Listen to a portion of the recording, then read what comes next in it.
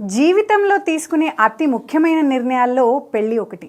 ఇద్దరు వ్యక్తుల్ని ఒక్కటిగా చేసి జీవితాంతం కలిసి ఉండేలా చేసేదే పెళ్ళి. అయితే పెళ్ళికి ముందు జీవిత భాగస్వాములు ఒకరి గురించి మరొకరు తప్పనిసరిగా తెలుసుకోవాలి, అభిప్రాయాలను పంచుకోవాలి.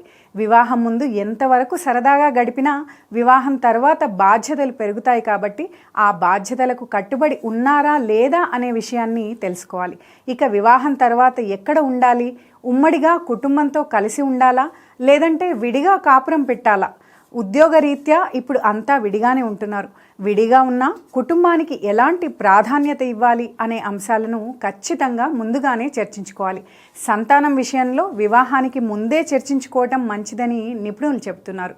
వృత్తిపరంగా ఇద్దరు ఒకే ఉద్యోగంలో ఉన్నా లేదా వేర్వేరు ఉద్యోగాల్లో ఉన్నా వారికంటూ కొంత సమయాన్ని కేటాయించుకొని ఏకాంతంగా మాట్లాడుకోవాలని, అప్పుడు సంసారం అనే నావ సజావుగా ముందుకు సాగుతుందని నిపుణులు చెబుతున్నారు.